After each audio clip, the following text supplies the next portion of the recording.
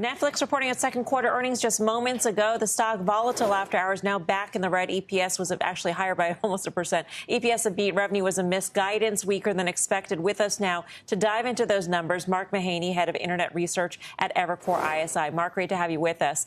I mean, the context of the stock going into earnings is that it's lost almost a third of its value in the past 3 months.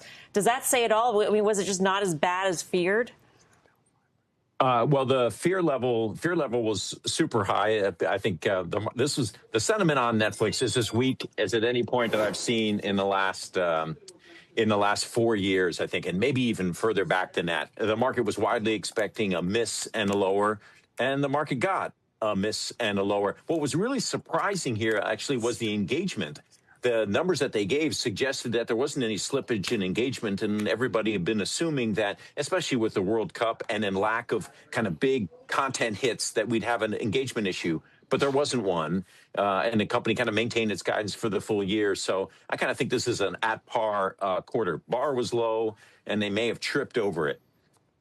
We're now seeing the stock down by 5 to 6%. I guess the company is now going to further ratchet back its viewership data to once a year. I mean, what's the message from all this, Mark, as people, as you suggest, are getting concerned about, I guess, both just engagement levels, but also whether, in fact, there's disruption risk if AI sort of slightly privileges YouTube, for example?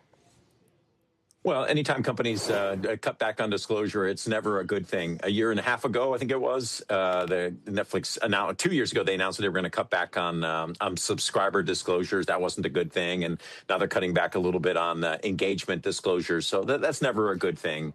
And then I think the big risk that's kind of peering up in the markets looking at is the kind of not the attack, but the increasing competition from short form video content.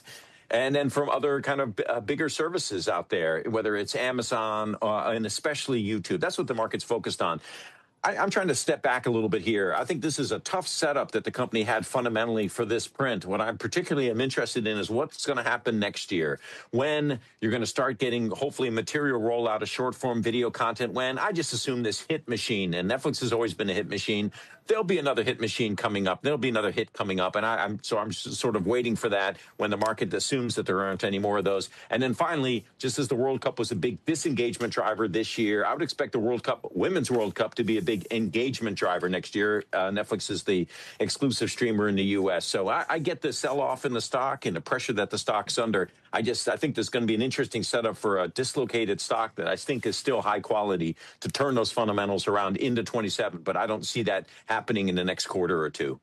You may be patient, but investors may not be patient, Mark, as we're seeing in the after-hour session. So do you think that this could force Netflix into doing something more dramatic to move the needle, whether it be acquisition or partnership, providing, partnering with a streaming service on its platform, bidding for live sports, which seems like a very costly endeavor to get into?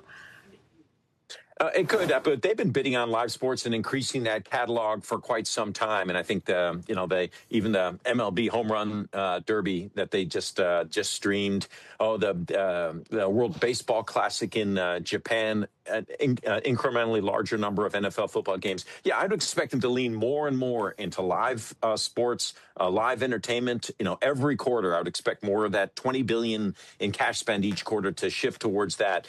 If I wouldn't expect them to panic on something like this, but I may be wrong. I wouldn't expect them to panic on it. I think they'll stick with their script, stick with the playbook, and then work to get that next big mega hit out. And in addition, roll out more of this short form content and roll out more live sports entertainment. I think that's what they need to do. I think they can successfully do it. The stock's going to be under pressure near term and probably doesn't work for the next 3 to 6 months. But I think the setup is there for a pretty impressive 27.